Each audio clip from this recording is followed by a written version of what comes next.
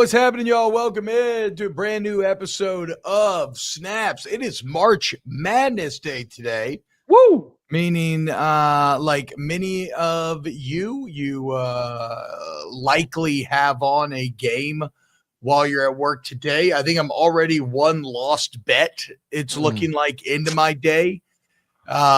Picked, I think, Louisville to cover, and they are currently getting waxed by Creighton. I also tried to go high point money line over Purdue, so we'll see how that works out. I'm going to try to set a record for lost bets over the next few days. So should be a winner for who the most lost bets. That should be something. I agree. Like if I go undefeated with lost bets, that's mathematically just as tough as going undefeated with one bets. I should get some sort of bonus here. 100% agree. 100% so, agree. Aaron, I think I still have, I know I still have all of your gambling money in my account. I don't know how much it is. Have you lost it yet? You haven't lost it all yet? No, we actually, you didn't do any gambling this last college football season. I didn't do any gambling this last college football season. So I actually haven't touched it, to be honest. Okay. Good to know. Good to know. Let's put the whole pot on Georgia to win tonight. Wait, in what sport are we talking about? Basketball. Oh, they made the tournament for basketball. Yeah. I know you're kind of out of it because LSU didn't make the tournament, but yeah, Georgia made the tournament. Yeah, bro. I don't give a fuck about men's basketball. It might as well be a club sport. Hey, listen. What we do at Georgia is not crab cakes and football. It's get arrested and play basketball and make the tournament. Those are the things that we do at Georgia. Yes. As the news breaking right before the show, Nitro Tuggle. Any relation to Jesse? Do you know? No, but the name Nitro and Georgia and car speedings kind of go well together, unfortunately. Very funny name. I somehow had completely not even considered that. Yep. But UGA's Nitro Tuggle arrested for speeding and reckless driving. I don't know, man. I mean, at this point, I see that headline and I don't know that it does anything for me. That's just sad, though, right? Okay, sure. That's just another just to be assumed that it's going to happen at minimum once in off season. It kind of feels like that a Georgia player is going to get arrested for something to do with being behind the wheel of a car. I mean, I will always maintain, and this is true, that college football players, because people want to act like, these are such bad kids and these football players are so aggressive, this, that. Remember, college athletes get arrested at a lower rate per capita than peers of their same age. It's just that you know about them because they have a profile. I don't know. I mean, what is so okay. So what is your big takeaway then? Because I am struggling with how to make this interesting. Or even I worse. don't think we have to make this interesting. Once again, I think this is just, I think people are numb to it now. It's like, I don't want to use the word, it's a running joke at the moment because it's still a serious matter when you're driving at reckless speeds and cars and going 30, 40 miles per hour over the speed limit. Not safe for anyone involved, but it shouldn't be the norm. I think for Kirby, the struggle is it is getting to be the norm. And with all the distractions going on, that's the last thing that you want to deal with. How fast? What other team has had this many issues off the field when it comes to being behind the wheel of a car? Is any other team? Name one. No, I mean, no, you're not wrong. Every team has players get arrested. And I would say, again, it's just because Georgia is Georgia, but Texas is Texas. Does Alabama have arrest issues? Does Ohio State have arrest issues? Does Florida have arrest issues? This is not to excuse anything, and it still does not mean that Georgia does not have some sort of culture issue in this regard. But I will say, almost all the places we just named, Athens police are and always have been the most notoriously I hate that narrative so much. I think that narrative is so stupid and overplayed. My dad spent a night in an Athens jail. I don't know. I mean, you're telling me if Ohio State, if one of their some guy in their depth chart, because not like Tuggle's like their starting receiver for Georgia by any standards, gets pulled over for going. I don't know how fast he was going. I don't know what the deeming reckless driving was. But say Ohio State receiver is going, their third string receiver is going 30 miles per hour over the speed limit, 40 miles per hour over the speed limit. That they're going to look the other way because he's on the roster. I don't think it's a guarantee. I think you'd have a higher. I think you have the lowest chance at Georgia of somebody looking the other way. Like I saw people look the other way at LSU, and I've also been on the other side of that where it did not get looked the other way. I spent a night in jail at LSU. So what's the number? Did I say it yet? How many arrests have there been? No, that's what I wanted to get you to. So how many has it been now for Georgia here in the last couple of years? Oh my God, I just lost it. But you just had it. What the fuck, dude? I thought I know. I think it's somewhere in the 20s though. You said like 25. Yeah. I can't believe you just lost this number. I know. I don't know how I lost it, but I did. It's up there though. It's up there. Oh my God. That's your just weak ass dismount after not finding the stat. You had a great number right before the show started that reinforced the point that added context and detail that I didn't have. I tried to throw it to you. You can't find it. You shouldn't have done that. You hit me, and then you hit me with done it. It's up there though. That's on you. It's up there though. What in the fucking Stugots did I just witness? It's up there though, you know? It's somewhere high. It's pretty high, you know, if we had to be honest. $26 was his bail. Okay, great. $26. Even better. It's somewhere high if we had to be honest. Thank you for being honest. Find the fucking number. You just had it. I just had it. I don't know where it went. I'll find it at some point. Was it a text, a tweet? I don't know if it was a tweet, if it was an Instagram. Then it refreshed, so then I lost where it was. Yeah, we can find it. It's up there now. It's definitely up there. I mean, okay. To be fair, it is up there. Here we go. Dom Cleveland. Since 2023. Okay, this is actually fucking crazy. Since 2023, 25 Georgia players have faced arrests related specifically to speeding, DUI, or reckless driving.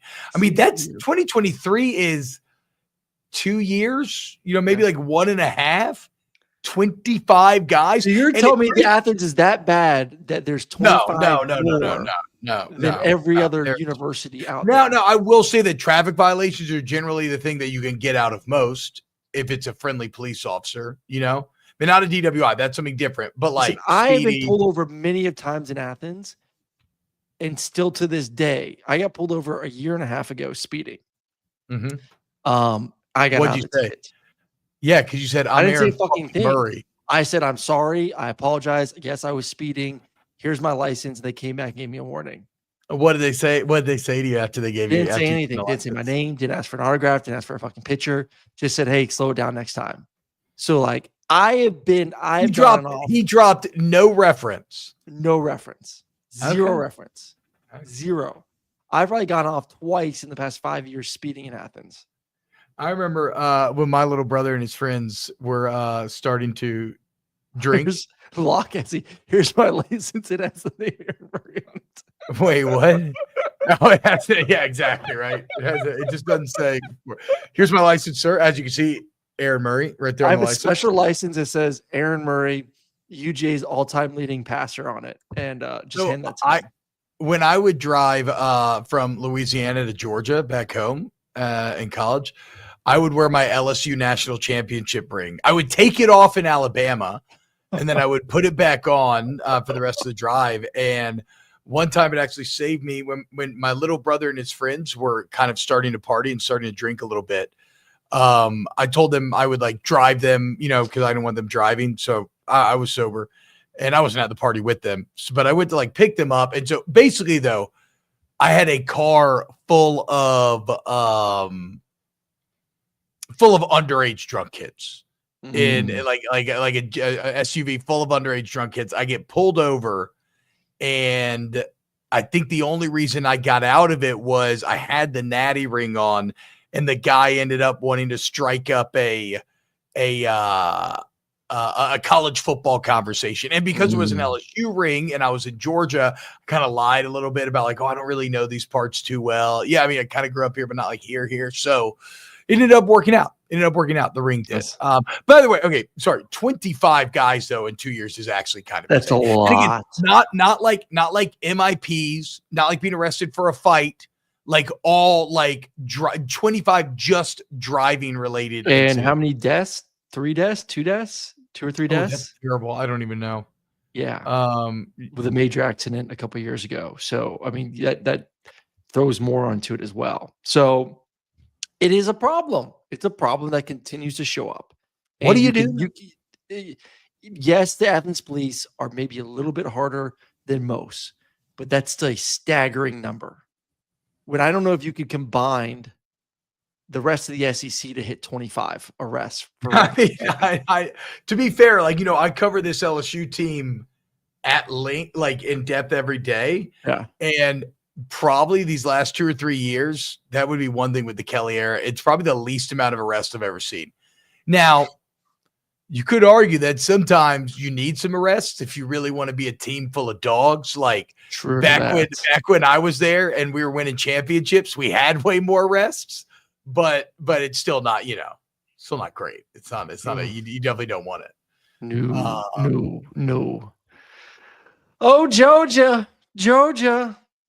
I'm not gonna act like I'm a saint. I've been pulled over multiple times past couple years in Athens, past 5 years. I got pulled over going about 25 miles per hour in college, going through Gainesville, Florida, which was not ideal. Got a ticket, mandatory court date the day before the Georgia-Florida game. Luckily, my uncle is a Florida booster and was able to kind of work his magic to help out with that mandatory court date before the game. But I still had to pay a fine. Wait, who was I didn't get arrested though. I didn't get arrested at least. Is it your mom or your dad's brother? It's my mom's brother-in-law. Damn, so your mom's brother-in-law is a big-time Florida booster and you're Aaron Murray, the Florida killer? Yes. Damn. Trust me, he's not happy about it. He used to give me tickets, 50-yard line, set first row behind the freaking bench. Every game I wanted to go to, you know. Do you want to hear the and I'm not, for obvious reasons, I'm not going to attach names to this. You want to hear the craziest story that a teammate ever told me? One time, there's a fight outside the bar in which one of our teammates got a full propane tank thrown at him, and it hit him in the head and split open his head pretty badly. And another one of my teammates found the kid who threw the propane tank. This is what he told me in person years later. Took him to the levee, duct taped his hands to the wheels, and then he said he cut his pinky off. And told him if he told anybody that he killed him, and then dropped him off at the levee.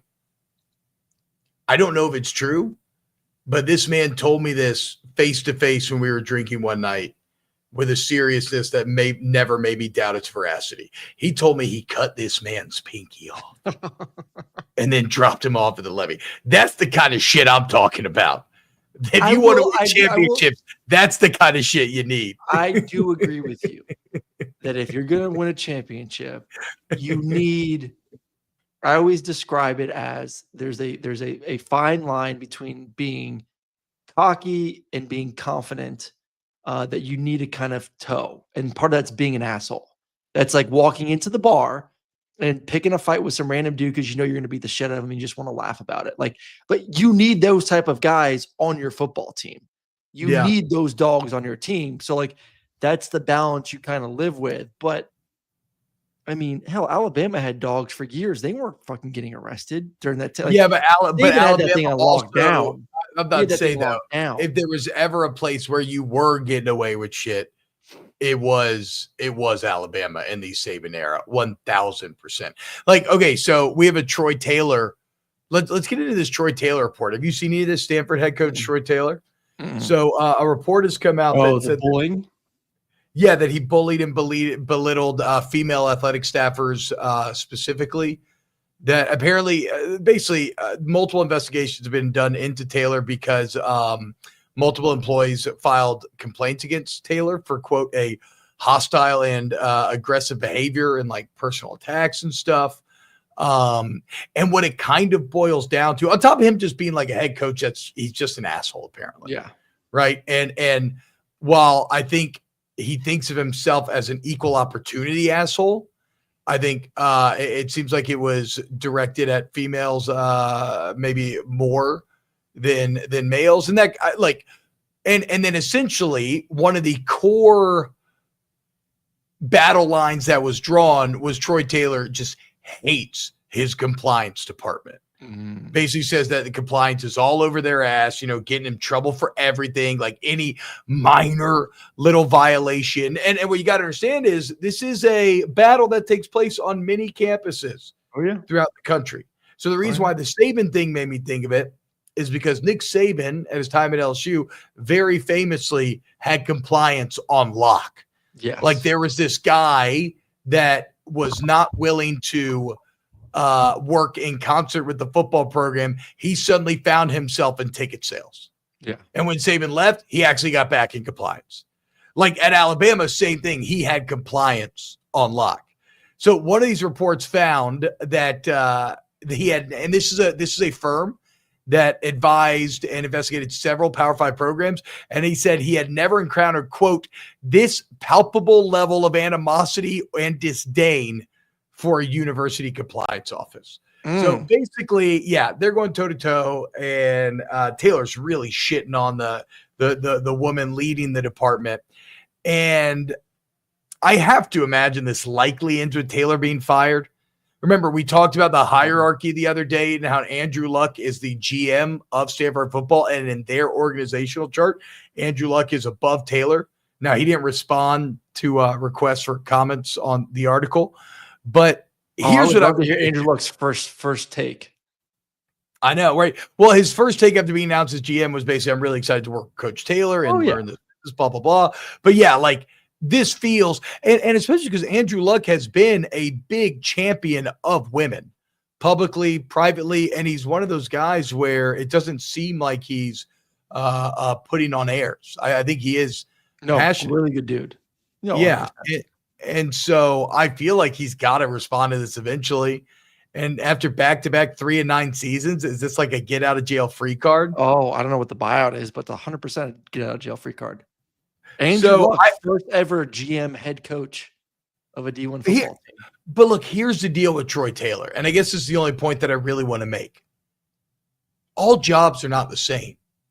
When you take the Stanford job, you have to realize what you're accepting, okay? Yeah. It's not the SEC. They're not going to bend the rules for you. Like maybe you get somebody that's not as meticulous as this woman maybe is being with the football program, but like they're Stanford. They don't really give that much of a fuck about football. Sure, if they win, it's fun, it's cool, whatever. But like they're not going to go out of their way to make sure that your players' drug tests are covered up, or that they can get away with maybe a little bit of cheating at school. I mean, even Aaron, I don't know about your time at Georgia, even my time at LSU, compliance department was up the coach's ass.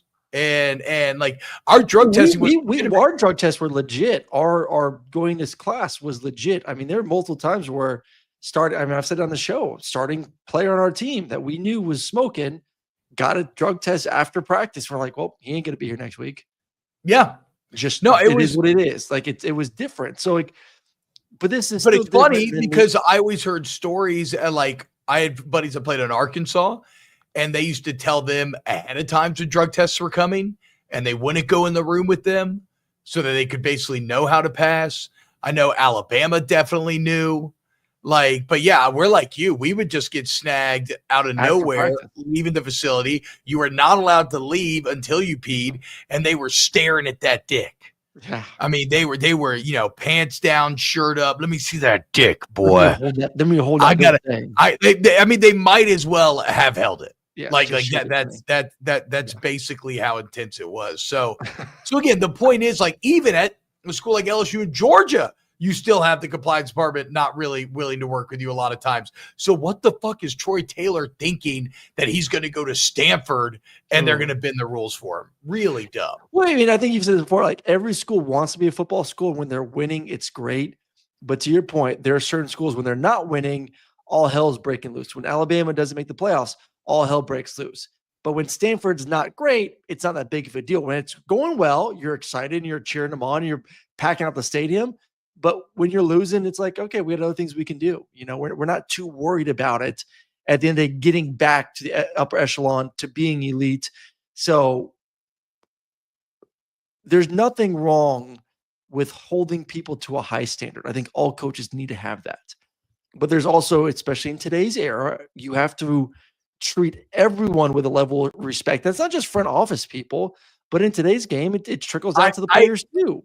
I kind of love it because, and my experience comes from college football coaches. I'm sure people who have been in the workforces like at the same time when I was in college would say things about more old school bosses in general. But I kind of love it because head coaches used to walk around with and some still are able to and probably still do, but used to just walk around with a true sense of invincibility where they could almost act childlike in how they treated people, Like if they wanted to lose their temper and stamp their feet and curse somebody out just to make them feel better, they could, which is like actually absurd to fucking think about as an adult.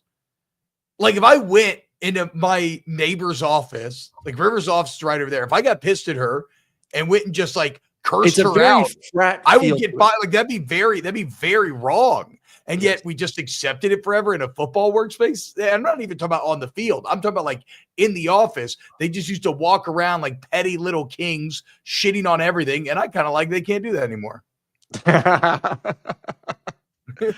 I do give Bobo shit all the time when I go to Athens. I'm like, dude, you used to be same thing. Walk in the halls. I would kind of tippy toe around because you didn't want to get called in his office because there's a good chance he's going to fucking rip you about something or on the practice field. Nowadays, he's like the best friend for the quarterback during the week. I'm like, you got soft in your old age, but I think it's part of adapting to it. But I will say this too, I actually had this conversation this morning with someone and they were listening, obviously over the fence, listening to, practice for Kirby because everyone on campus can hear Kirby with his damn microphone during practice. Wait, does he uses like a megaphone? Like a legit mic, like a mic. A mic to speak over the speakers? Yes. I have never seen that before. Have you ever seen that? And he is just. Wait, but did you see that in any other team you've ever been a part of? I've never seen that. With a speaker? No, he's always walked out the speaker. So I don't feel like Kirby, there's a time when Kirby lets it rip, which you have. Like, once again, if you're I'm not talking about on the field. I'm not talking about on the field. Sorry. Yeah, I know. But I do agree. Like, off the field, they walked around and it felt very much like big bullies, frat house, goofy immaturity at times, and you can't do that anymore. But you were saying there's times on the field where you still have to let it rip. So what was Kirby saying on the practice field? Well, you have to let it rip. You have to be able to call guys out. Yeah. I mean, I've heard him even last year calling out Carson. Like, you can't be afraid to put some pressure on the boys. Speaking of Carson, one of the other stories we have today, a NFL GM, unnamed, of course, but had this to say about Carson Beck. Quote, Carson Beck, either by Kirby letting him go or him choosing to go, either way, it is a big red flag. Talking about him leaving to Miami. It certainly hurts him with us. He didn't leave in order to win, play against better competition, or get better coaching. It's a bad look for him. That makes no sense and makes you wonder a lot about a lot. Do you agree with that statement in terms of how NFL scouts feel about Carson Beck's move to Miami? And to be fair, there's a world here where it's Carson just chasing money and, like you said, actually taking a step down in competition, taking a step down in the coaching he's going to receive, taking a step down in the ability to win, which is something you want to do. It's only more money. Like if he leaves of his own volition, that's one thing. But is it still the red flag that this guy's saying if Kirby forced him out? Because it does feel like at the end of the day, like Georgia fans and the staff was done with Carson Beck. I think everyone was done with Carson, unfortunately. I think the players in the locker room were done with him as well.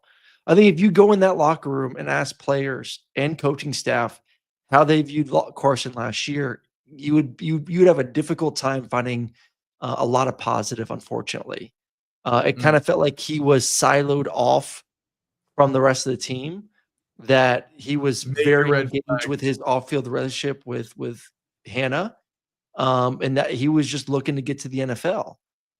And I think that's why you saw the comments that you saw once he got hurt, of guys saying like Gunnar knows how to lead, that from Kirby's mouth to player's mouth. So I do think that there was a rift within the locker room to where it was just that time for him to move on.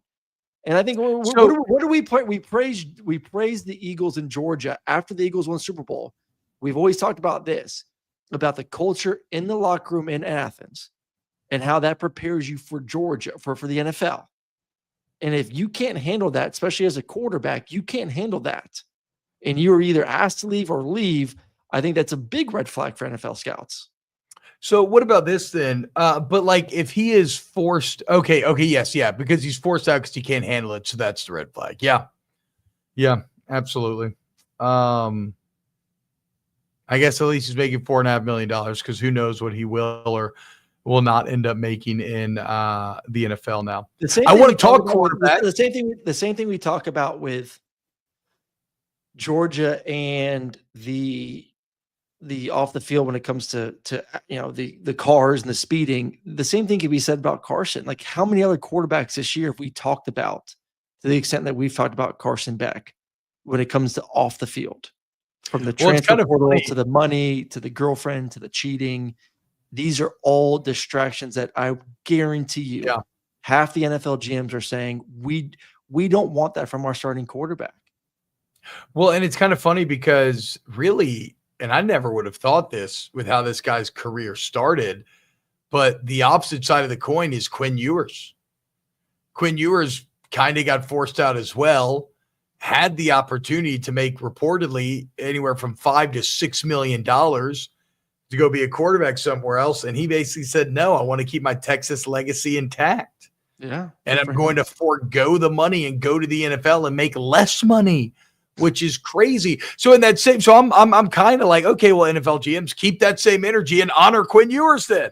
The problem is, I don't know if Quinn Ewers is as naturally talented as Carson? He's not as naturally as talented. I would say maybe a little bit more accurate with the football. Yeah. But I do wonder, though, at the end of the day, if Carson didn't have the UCL injury, would he be getting ready for the NFL draft right now? Like, that's a big difference. Yeah, it's true. I mean, that's a big difference. I mean, because he would getting in there healthy. He would be QB3 at least. Maybe even higher, depending, because of his size. And I don't think he would have jumped the first two guys. I mean, we talked about this on the show. I think Carson would be battling that 3-4 spot. So still, if Carson was healthy, he would have left. He would have gone to the NFL. He would not have transferred to Miami, and he would still be a third or fourth quarterback pick, which is, probably going to be somewhere in the first, second round. All right, real quick, before I would not agree with Dobby here. Ewers not better than Beck. No, I mean, they're ups and downs. Beck is more gifted of a thrower and more athletic as well. Beck's got a bigger arm, right? But does he throw it as buttery soft as Ewers does? Maybe Ewers throws it too soft, but I'll be damned. Ewers throws it too soft. Ewers throws that ASMR ball when it's hitting, though. Just like you can feel it in your teeth. We need to talk about Jalen Milroe's 40. We'll get there as well. I want to get into Pete Nakos from On 3. He has intel from spring quarterback competitions. But first, let's talk about our brand new sponsor here on the Snaps Football Podcast. And that is, imagine this, guys, the Snaps Clothing Company. Okay, wonderful brand synergy here. We love Snaps. Got a ton of great collections here. Long sleeve, short sleeve. You want some snapbacks, whatever the case may be. We got the Rambler collection. I just placed a big order yesterday. So look, these are going to be kind of your more summer friendly short sleeve pearl snaps. You see these here. If you are a college football fan, check out the Tailgater selection. Okay, we got Texas A&M. We got SMU, TCU. Ooh. I mean, I know you Texas boys love wearing them boots. And what goes better with boots and denim, even boots and jean shorts for you A&M boys, than a classic snapback? I have both a white and purple LSU short I'm sleeve hoping coming in. Georgia is coming along very, very soon. Yep. We got and Ole I'm Miss, digging the short sleeve. I just got a bunch of short sleeves in the other day. So you got what? I said I'm excited. I'm getting a bunch of short sleeves in this week for the nice warm weather. Alabama. So look, guys, if you have a college football fan and you're looking for gift ideas for tailgating season, check out the Snaps Clothing Tailgater collection. And if you want to help the boys out by a way that you can save money and let them know you came from here, I really like this shirt. I think it's probably not going to look as good on me as it does on that model, but hey, speaking of modeling, can we please bring up the picture I sent you at some point? Oh yeah, you'll go to TBob. I can't wait for this dark denim, this dark kind of faux denim, this light faux denim, and this one right here. I'm very excited for these to come in the mail. But if you use the code SNAPSCFB at checkout, you save money. You let them know that it's that we say you. Well, Dobby says, wait, it's been a while. Is this your want line? No, this is not our company. This is a company started by two guys that wanted to get out of the corporate world. They'd been chasing corporate, just the grind. They wanted to do something they were passionate about, and they were just fucking drinking whiskey together one night, and they were like talking about pearl snaps and how much they loved them and how like we should bring pearl snaps into the modern era, and they have, and they're fantastic. We have a couple already. Both mine are dirty. I'm an idiot. I wore mine yesterday, but we got more coming in, so be on the lookout for them on the show. Shout out to that's how skinny I want to look right there. Where? Here? Yeah. Here? Yeah. Bro, that's that World War II skin. The mustache is in again, because I went to a concert this past weekend with Sharon, and both artists were rocking just straight hard mustaches. I mean, where the fuck have you been? Yes. Mustaches have been back like forever now. If anything, they're probably, I'm guessing, going to be on the way out soon. Oh. I don't know. I mean, should you go? Are you going to go? Are you going to go mustache? I actually just got a call from my agent yesterday for my first photo shoot in 2 weeks. Okay. I just got casted. So you're a real model now. Yes.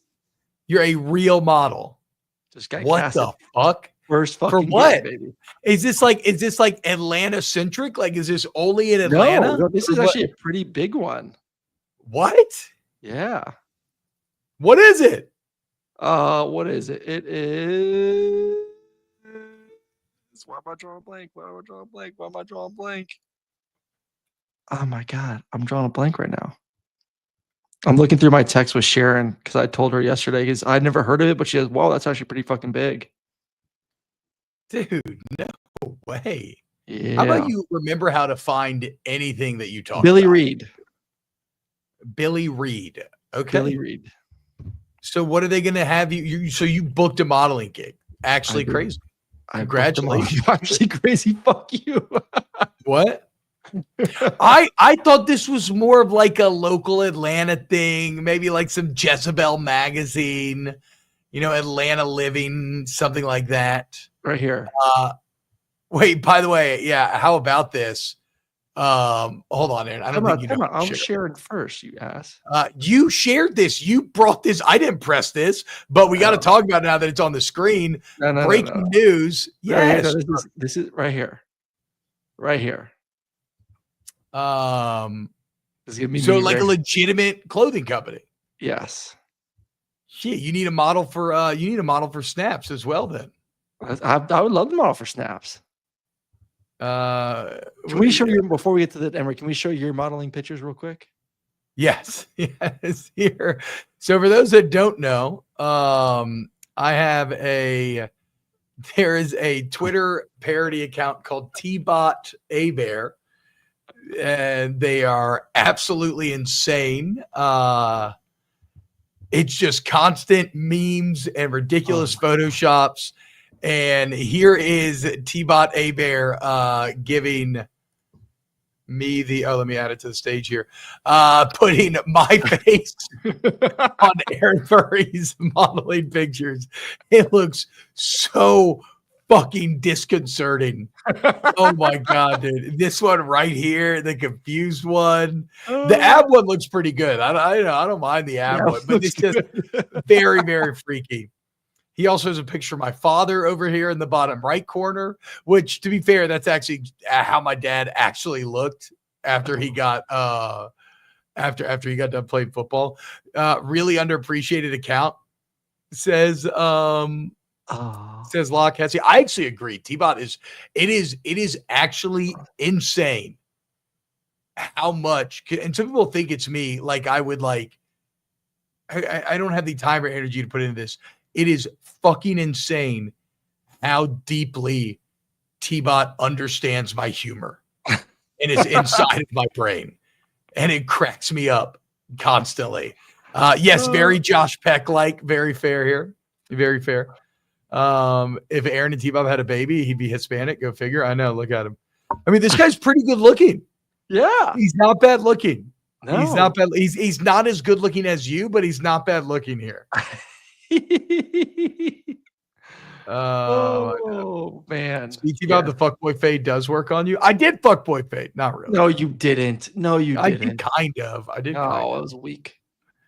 So from Lon Phillips Sullivan, LSUodyssey.com, one of my favorite guys. Breaking. LSU running back John Emery announces he will return for his 7th season of college football after suffering consecutive truncated seasons after torn ACLs. Remember, he was the number 1 running back in the country coming out of high school, and there were some academic things which kept him off the field. He was kicking ass in the USC game last year. Then he tears his ACL. I cannot explain to you how badly I want things to work out for John Emery. Playing like in the past couple of years, whenever he was on the field, I know very limited. Was he that big of a difference maker? Yes. Was he? Yes. Yes. Was he? He's good, dude. I mean, he never got to play. He never got to play a lot. He had moments where you could see it. I mean, like there was an Alabama game that he kind of dominated. I don't know. I just hope it works out for him because I know he had to work his ass off to get back onto the field. Or I shouldn't say he's ever been a difference maker. I think he could be. Are you guys just grasping at you need a running back? I mean, I feel like that's no. They have Harlan Bear. They got the number 1 running back in the entire country. They got Caden Durham, who was awesome last year. Caden Durham reportedly turned down a few million from Oregon to stay at LSU. So like, no, they're okay at the running back position, but like, I just feel bad for him because again, it was academics at first, which admittedly he screwed up, but then he grinded his ass off to get back. Also had some bad breaks in some regards in that way, but then back-to-back ACLs. Like, how can you not feel bad for back-to-back ACLs? I just wonder, like, so will he be ready? Like, how healthy is a running back that his knees are to shit like that already? I don't know, but he got hurt at UFC. Like, I know it's the big-time name, but at some point, it's like, who are the new young bloods? How much of opportunity is he really going to get? I think it would be interesting to see, in my opinion, because like as we know, running backs are the shortest, essentially the shortest lifespan when it comes to positions because of injuries. I always think about not that this is him. It's obviously not, and your question is valid. Now, I think with this specific injury, he should be healthy because it was the first game of the season, so he should be back to pretty much full strength. But I always think about Frank Gore. Didn't Frank Gore like barely play at Miami because he kept tearing his ACLs?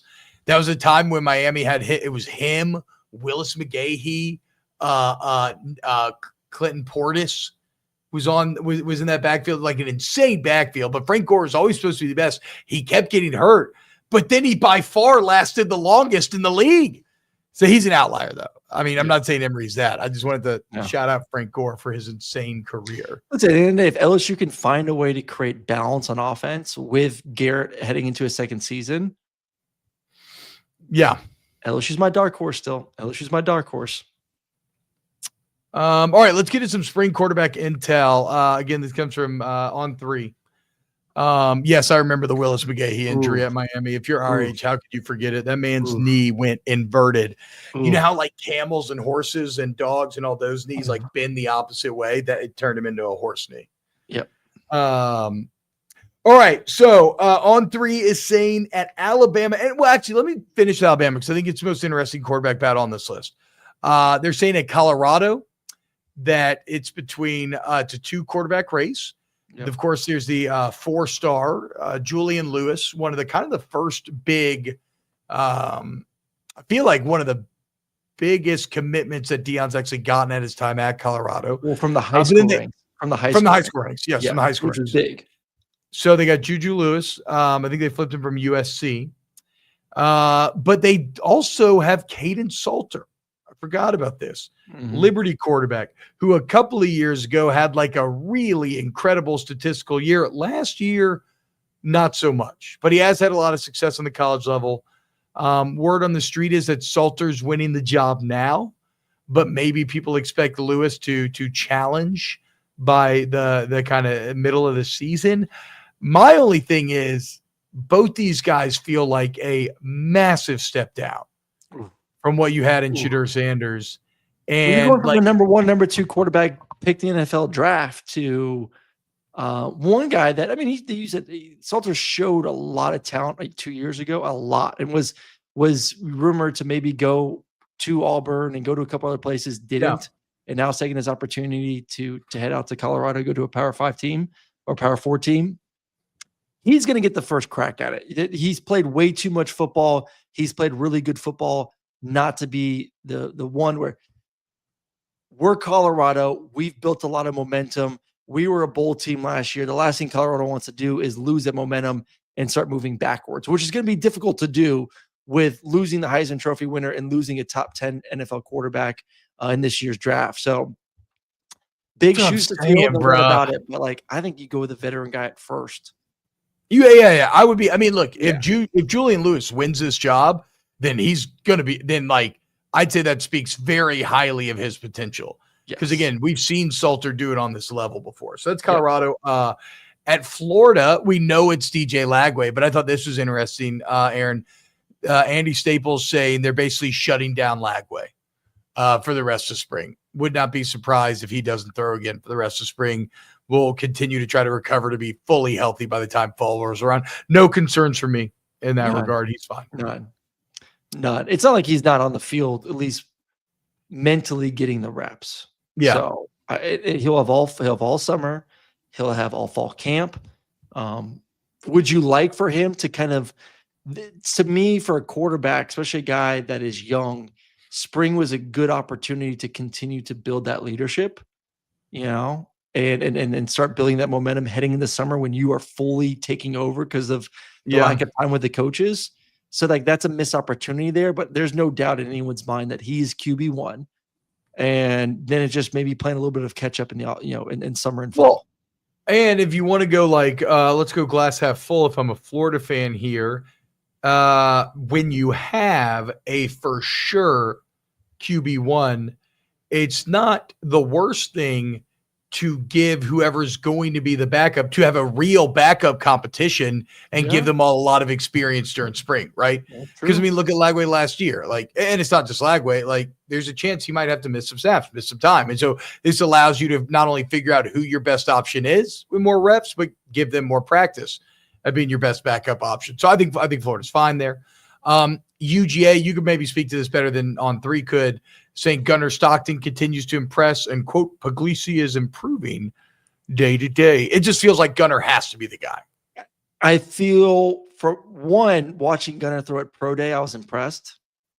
And then two, from what I'm hearing, is just the knowledge of the playbook, which I've heard some grumbling from Georgia fans of like, why is the playbook so hard that if Puglisi's so much more talented that you couldn't at least catch him up to speed fast enough that he could play next year.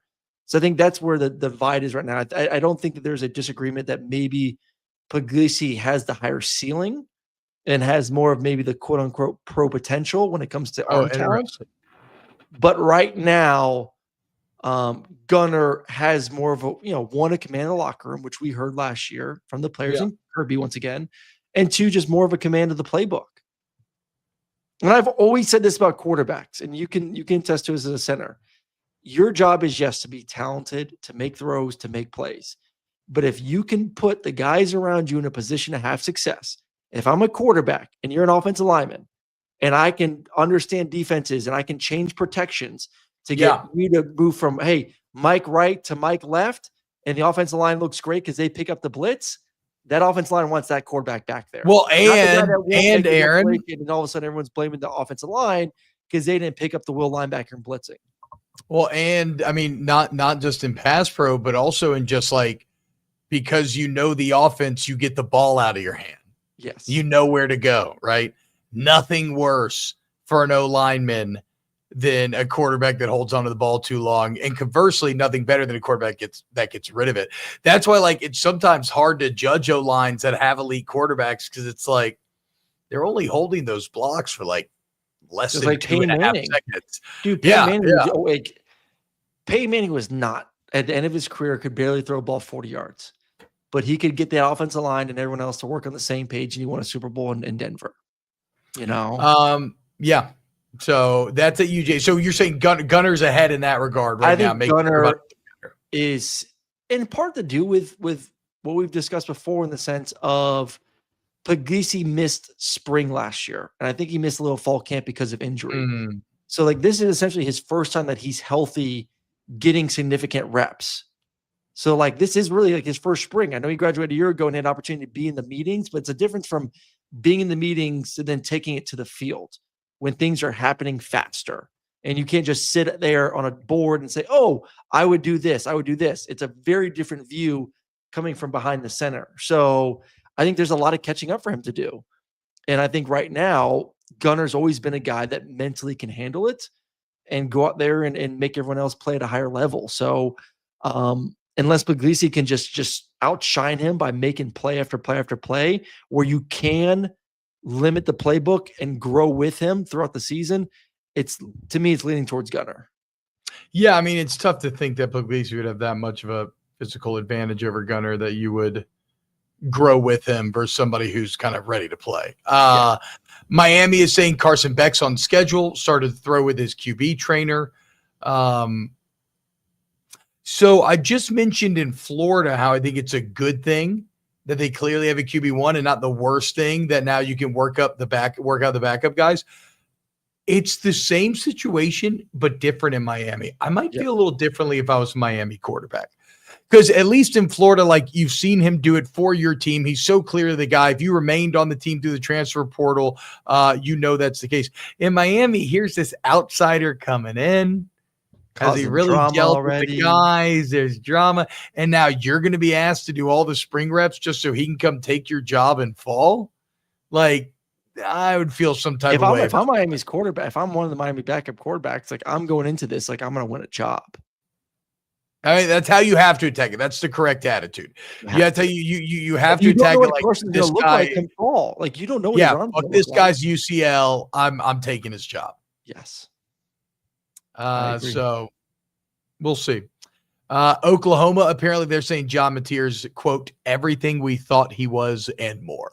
So if you are an Oklahoma Sooner fan, go ahead and crank up the John Mateer hype wagon, because maybe he'll be your savior. Who is a better statistical season? Who is a better statistical season, Mateer or Arnold? Arnold playing for Freeze, right? With those receivers. Yeah, I was about to say I'm actually going Arnold because Cam Coleman and all those other receivers. Yeah. And they got what's his name too in the portal. They got one of the top receivers in the portal as well. No, he went to Miami actually. LSU didn't where's the dude from Liberty that went to LSU last year? Why am I blanking on his name? Oh my god. I don't know. Look up Auburn though and let me know who you're talking about. Auburn football transfer portal.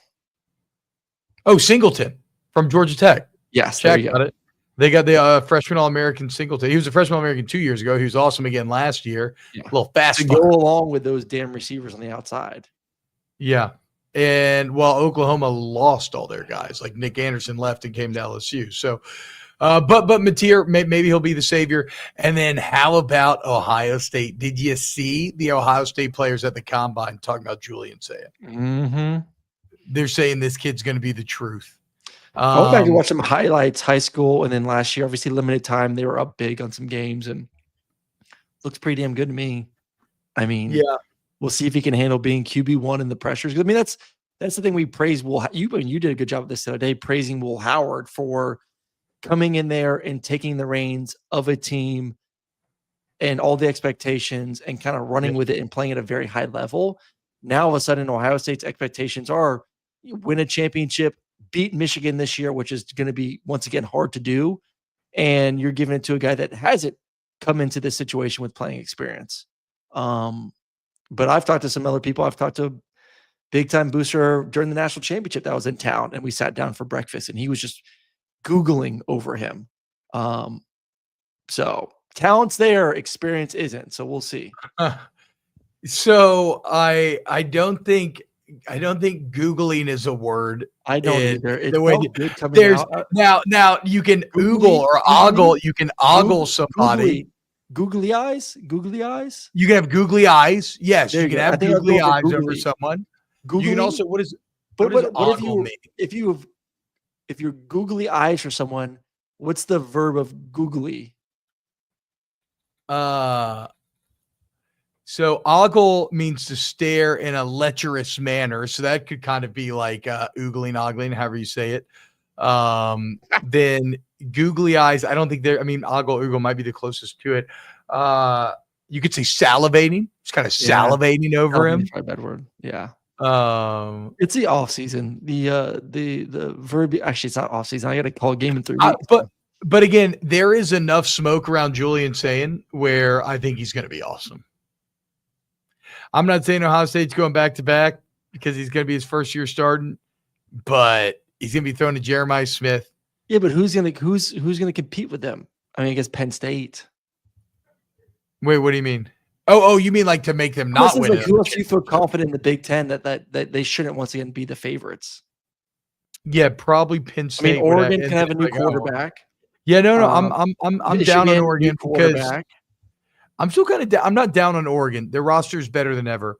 What I am down on is, again, the fact that they just had back-to-back incredible, super experienced quarterbacks.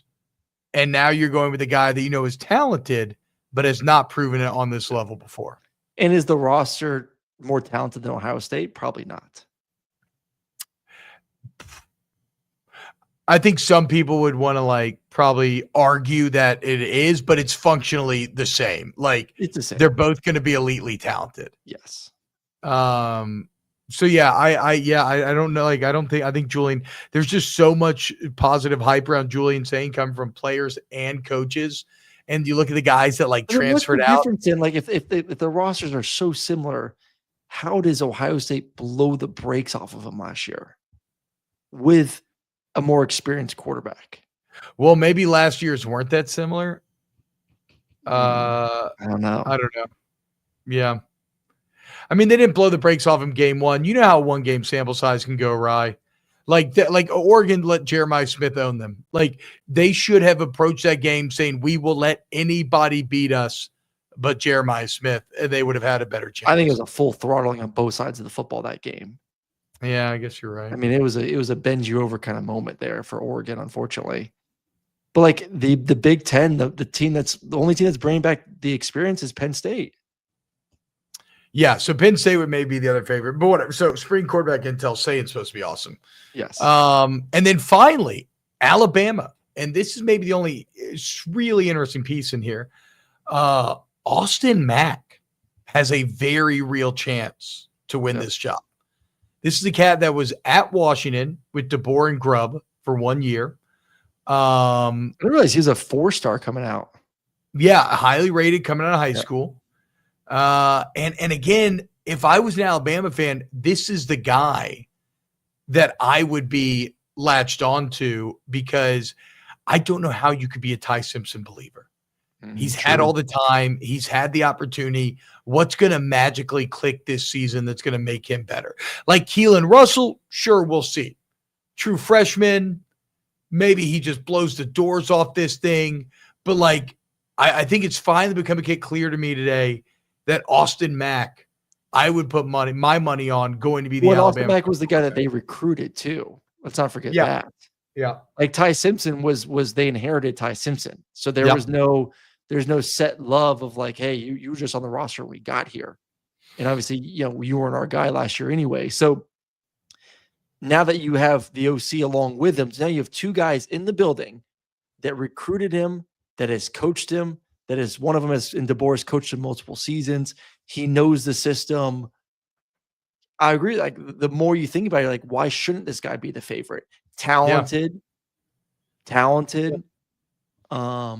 off a lot of the boxes. And Alpha Dog makes a good point. DeBoer brought Mack in despite having Julian Saint on the roster at the time. Very high on. True. Yeah. So Austin Mack could be in charge of the Crimson Tide come this fall. Alabama, for what it's worth, says they want to keep the competition open through through fall. So I would not expect this through August. So I wouldn't expect this to be solved soon. I disagree with Southern Red in the bottom. I don't think Ty's locker room. I mean, that was the big issue 2 years ago. Remember the game versus USF? They looked like complete shit, and the rumors were that like the team wanted Jalen. So I don't know how we can sit back and say that like maybe Ty. I'm not saying like Ty. There's like this Carson thing where the players on the team really don't give a shit if he leaves. Like I'm sure he's built a really good relationship, but I don't think he like owns the locker room by any means. Zach says, if Simpson loses the starting position again, I guess Milroe's still forcing DeBoer not to play him.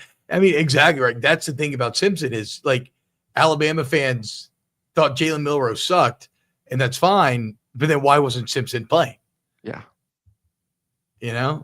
So we will see. But Austin Mack, you are now very much on my radar. I thought Julian Saint transferred right after DeBoer came in. But I guess it doesn't matter. He never really gave him a chance, did he, John? That's not a bad point.